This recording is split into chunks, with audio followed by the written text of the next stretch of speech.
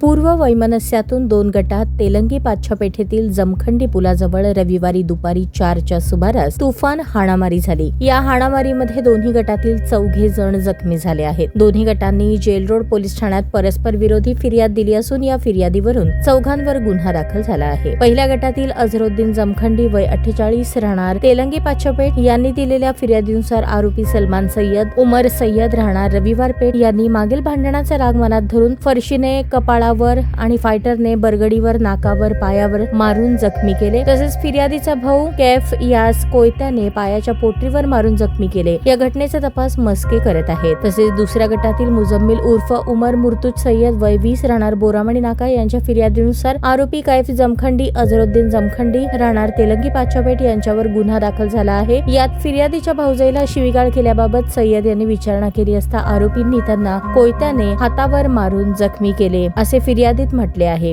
घटनेचा तपास राठोड करत आहेत। या घटनेमुळे परिसरात काही वेळ तणाव निर्माण झाला होता।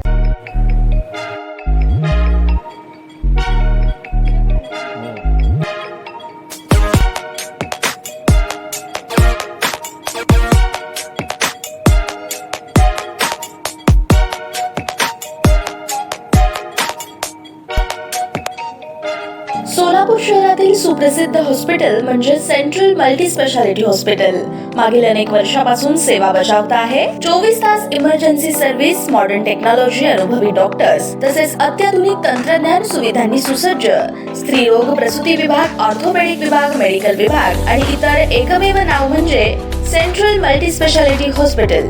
पत्ता गणेशपेठ शॉपिंग सेंटर, मंगळवार बाजार, सोलापूर। ताज्या बातम्या पाहण्यासाठी प्राईम महाराष्ट्र न्यूज चॅनलला सबस्क्राईब करा।